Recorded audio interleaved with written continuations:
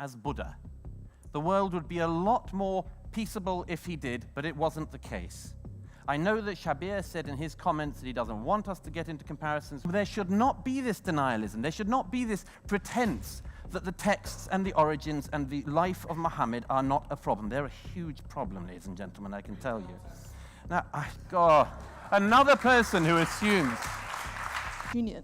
Second question I want to ask is, to what extent would you distinguish, as you rightly say, British Muslims being very anti-homosexual, as being tribal, following tribal cultures from South Asia, or because we know that that type of idea of killing homosexuality, being anti-homosexual, is not just restricted to Muslims in South Asia, but also Hindus in South Asia, Sikhs in South Asia. Taking part in an article of blind faith and putting our future in the hands of a combustible religion that denies what is at its roots, even whilst pretending it has other things going on.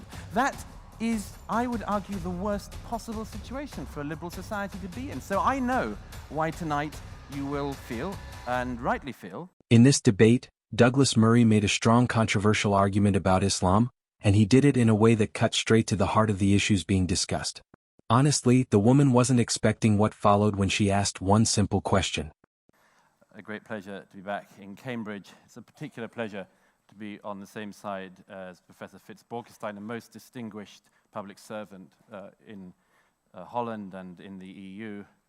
And it's always a great pleasure to be against Tariq Ramadan. I did like your attempt to make yourself the embodiment of liberalism, but I would remind you, Tariq, that a real liberal wouldn't find it so difficult to completely condemn stoning on public television, as you so famously did a few years ago in France. Now, From the jump, you could see Murray's strategy. He positioned himself as someone speaking to facts, history, and textual evidence, and not just a critic of ideas. He set the tone by contrasting himself with his opponent, Tariq Ramadan, pointing out what he saw as inconsistencies in Ramadan's public statements. Okay, you can all watch the video later. You can all watch the video later. That's not what's happened, and you know exactly that you are lying. You can all go to YouTube, ladies and gentlemen. Enjoy. Now, it's a lie. What is Islam? What is Islam? We've had a lot of talk already tonight about it, and I've only got 10 minutes, so I'm very unlikely to be able to give you a comprehensive definition. If you listen to Zach, Muhammad, who founded Islam, was a sort of prototype of a just especially benevolent town councillor in the region of Fife. If you listened to him, you would get the impression that it was a pure arrangement of a few minimal issues of governance and so on. Now that isn't the case. Islam is many, many things. It's many complex things. It's not easy to sum it up. It is a religion, however, and it is possible to sum it up to some extent. My own favorite definition is that there are, in essence, three Islams. There is the Islam of the origins, that is the texts, the Quran and the Hadith, the sayings, and indeed the early lives of Muhammad. There is the second Islam, the way in which that has been extrapolated out over the centuries in the body of law known as the Sharia. And there is a third Islam that we often mean when we talk about Islam, which is, what do Muslims believe? How do Muslims live? Now, these are very, very deep waters, but there isn't any point in seeing deep waters unless you plunge straight in. Zach said in his comments that we must return to Islam's religious values. But the problem is that Zach's version of Islam's religious values is going to be very different from a lot of other people's. And let me put this point to you at its hardest, but I think it's necessary and it's truthful. Groups like ISIS have the worst possible... Murray pointed out Ramadan's hesitation to outright condemn practices like stoning in public. This was not just a personal attack. It was a method to make the audience question how Islamic values are interpreted and presented today. He framed this as a liberal versus selective liberalism debate, suggesting that true liberal principles demand a clear stance against harmful practices, regardless of what culture says about it. It should go without saying, but they have the worst possible interpretation of Islam for Muslims and for non-Muslims. However, it is an interpretation of the texts that they have. It is a valid interpretation of the lessons they take from the life of Muhammad. It is a possible interpretation of the texts and traditions they have in front of them. I'm afraid, ladies and gentlemen, that Muhammad was not Buddha. He did not live his life as Buddha. The world would be a lot more peaceable if he did, but it wasn't the case. I know that Shabir said in his comments that he doesn't want us to get into comparisons with other religions, but it might just be necessary. Consider the history of... By distinguishing the original texts, that is, the Quran and Hadith, from later interpretations in Sharia law, and finally from modern practice, Murray created a framework that made it possible to critique errors without dismissing the faith entirely. According to him, Islam is complex, and this complexity is precisely why interpretation matters so much. Of Christianity, ladies and gentlemen. The history of Christianity, goodness knows, has been bloody. Would it have been more bloody or less bloody if on even one occasion, when one of Jesus' disciples comes to him and says, how many times should I forgive my brother? 7 times or 70 times 7? If instead of saying forgive him endlessly, which is what Jesus ends up saying, he'd have said chop off his head. What would have happened to the history of Christianity if even on one occasion when a woman is brought to Jesus found in adultery, instead of saying he who is without sin casts the first stone, said stone her? I think we can all agree, we should all be able to agree, in a place like this, the history of Christianity would have been bloodier. So it is with Islam. And I know that in a house like this, in this particular era, it's necessary to pretend that some people believe in Christianity, some people believe in Islam, some people do yoga, and that there isn't... One of the most striking parts of his argument was how he addressed extremist interpretations like those of ISIS. Murray made it clear that while such groups take a worst possible reading of Islam, their interpretation is still gotten from the texts and traditions. This is a sensitive subject because of how it acknowledges that extremism cannot simply be dismissed as a misunderstanding. At this point, you can see the first speaker, Professor Ramadan, sitting visibly distressed on his seat. Difference between them, there is, ladies and gentlemen, the origins matter. And I've got a lot to get through. In a situation like the one we have with Islam, where we're forever told, and with some legitimacy, that there are no authorities in Islam, or there are no pope-like authorities and so on, there is something in this. If that is the case, then those origins matter even more. You can all go home tonight and not only watch YouTube, but read a Quran, read the Hadith, read the early lives of Muhammad, and you can see it for yourselves. Now, that is a conversation we should be able to have, and we should be having. And there should not be this denialism. There should not be this pretense that the texts and the origins and the life of Muhammad are not a problem. They're a huge problem, ladies and gentlemen, I can tell you. Now, another person who assumes that this side has done no reading. Now, this is where Murray's approach really hit hard, where he forced the audience to grapple with the idea that the religion's origins have real-world consequences, both positive and negative. I would like to turn to something else that the other side came up with, which was something else that Zach said. Zach said Islam is not the actions of Muslims. If it's not the texts, and it's not the traditions, and it's not the actions of Muslims, and it's going to be very hard to work out what Islam is. But let me tell you some facts that should interest this House about what Muslims think. And I'm not going to go to Saudi Arabia. I don't need to go to Saudi Arabia. I don't need to go to the Gulf States. I don't need to go to Iran. I'll just use the opinions of Muslims in Britain. So here we go. Here's one. It's generally agreed that the modern liberal state includes the right of sexual minorities to live their lives and find love as they wish. A Gallup poll carried out here in the UK in 2009 found that 0% of British Muslims think that homosexuality is acceptable. 0. An ICM poll carried out last year found that 52% of British Muslims think that homosexuality should be made illegal. 52% of British Muslims last year. A YouGov poll from 2015 found that nationwide in Britain, about 16% of the population think that homosexuality is morally wrong, but that raised to 29% in London. Why would that be? I leave you to ponder. Free speech is also, I think, widely agreed, certainly in Professor Borkstein's country, to be an He didn't just attack Islam, he attacked selective interpretations, showing that even within Islam, choices are made about how to read and apply the texts. Murray argued that religious texts are not just moral guidance. They shape societies, laws, and actions. The point he makes is simple enough to understand. If we can openly analyze Christianity, we must also be able to analyze Islam without fear or taboo. in liberalism. So let's consider that one. Channel 4, in 2006, another notorious right-wing conspiracy, Channel 4. Channel 4 in 2006 found that 78% of British Muslims thought that the publishers of the Danish cartoons should be prosecuted. 78%. A BBC poll in 2015 found that 27% of British Muslims had, quote, some sympathy, end quote, for the people who went into the offices of Charlie Hebdo and killed the cartoonists, editors, and journalists there. Channel 4 poll from last year found that only 1% of UK Muslims think that publications should have the right to publish cartoons of Muhammad. And that, go on.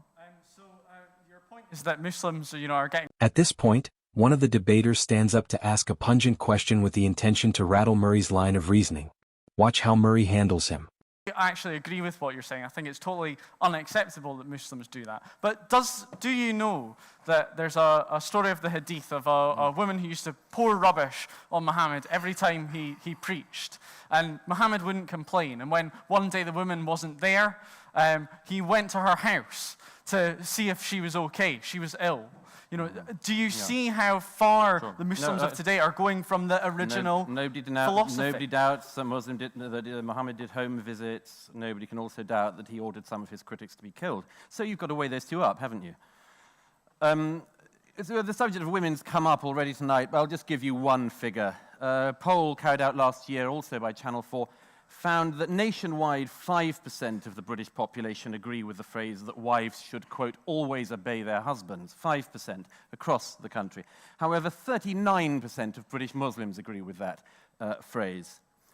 Give me one other quick example. This isn't a figure. This is a quote from an eminent opponent of mine called Mehdi Hassan, a British Muslim journalist.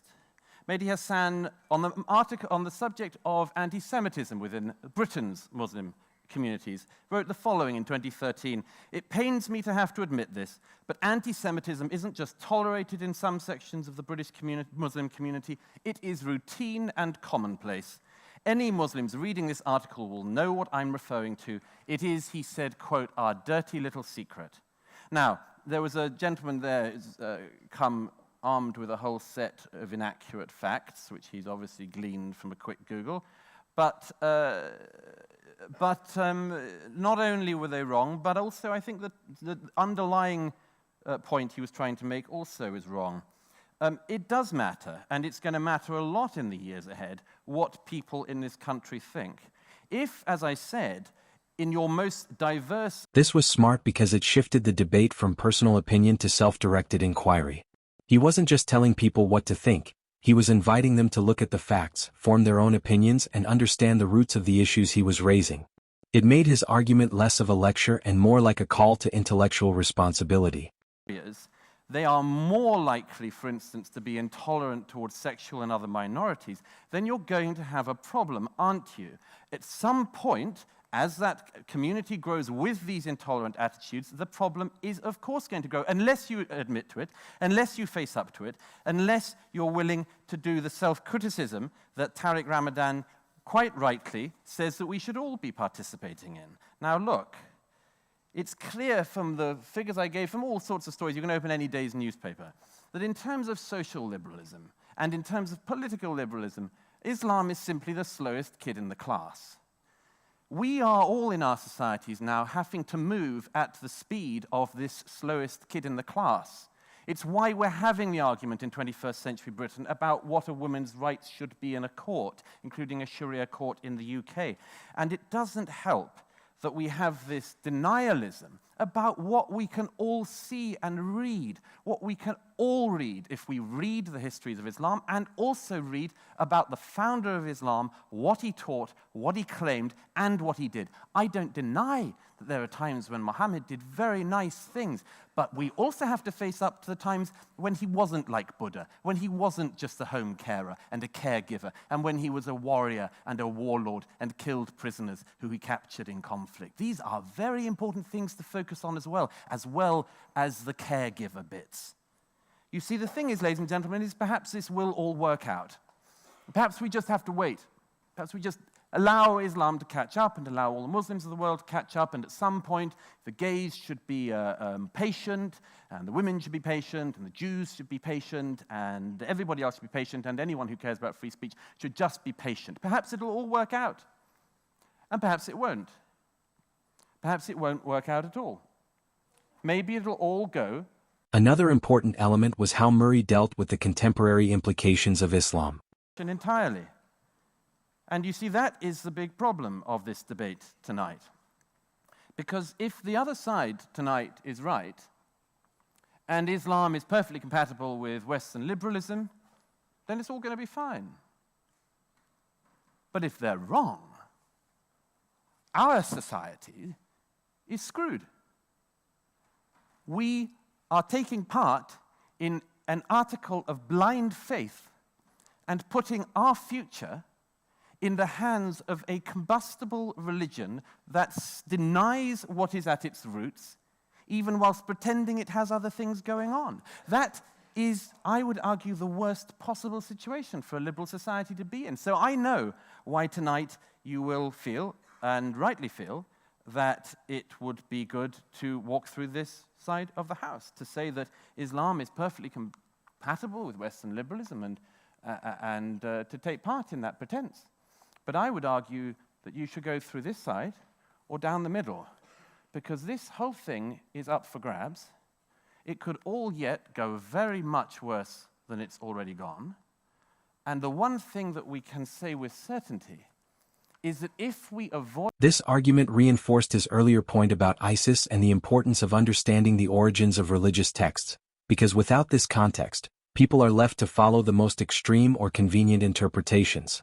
Parts of this argument and fall for the kumbaya version of Islam rather than looking at it ourselves, then the future of Islam, of Muslims, of British Muslims, European Muslims, and of those of us who are not Muslim is going to go very badly wrong indeed in the years ahead. So thank you. Murray's style was also very strategic in terms of debate dynamics. He balanced respect for Islam as a religion with direct criticism of problematic practices and interpretations. His criticism was pointed but framed in a way that focused on ideas and consequences, not personal attacks.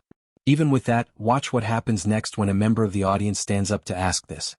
All right, this is sort of unconventional, but the lady there had her hand up for the full 10 minutes of the last speech. So if you would like to make a point, just for sheer dedication, please go ahead. Name and college as well, please. Hello. For my dedication, can I just ask 2 questions, please? Yeah, it's on. So the first question I wanted to ask is, to what extent do you distinguish between how a term can be defined and the worst form of interpretation? So, for example, if I say, and I admire the fact that I support a secular state, does that mean I should advocate the worst interpretation of secularism, such as becoming supporting Soviet Union?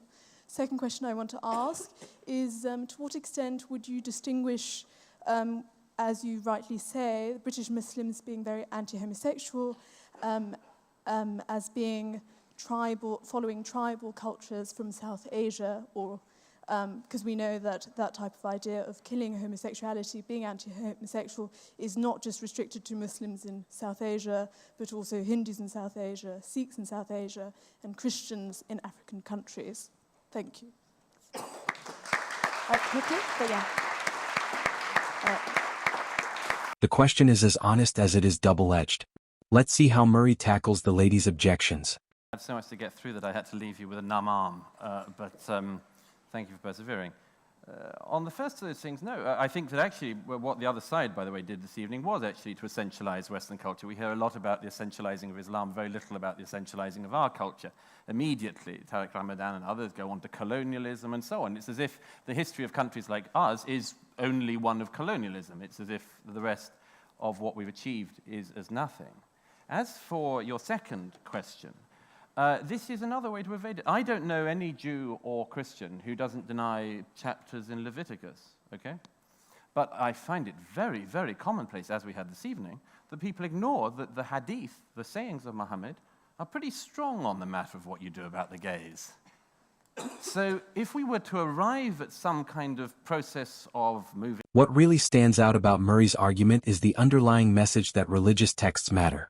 Not just because they are historical or spiritual artifacts, but because they are active forces transforming human behavior and societies. He doesn't shy away from pointing out uncomfortable realities, and that is why his argument has had such an impact. Whether one agrees with him fully or not, it is hard to deny that he laid out a clear, structured, and historically grounded critique that challenged both the other speakers and the audience to think critically. You would have to start, wouldn't you, by saying, well, the authoritative books and collections of Bukhari Hadith of Muhammad are not gay liberation documents, any more than they're women's liberation documents. You would start by admitting that, but we always go around the other way. We always go, no, it's a specific, it's a cultural thing. It's not to do with religion, it's to do with a particular tribal thing. Often then, it's, as we hear quite often about it's that the British and other colonial powers imported homophobia to the Muslim world, which otherwise was just great with us gays. And this also is not an accurate interpretation. So, as I say, I would urge that Muslims in debating subjects like this admit what's in the texts and get beyond them fast. But I'm not a Muslim. They have to do the job themselves. I just hope they do. Douglas Murray's performance in this debate was a combination of careful historical analysis, rhetorical skill, and direct moral questioning. He methodically separated Islam into its origins, laws, and modern practices, something most faithfuls cannot do. So, at the end of the day, what do you think about Murray's analysis of Islam? We'd like to hear your thoughts in the comments.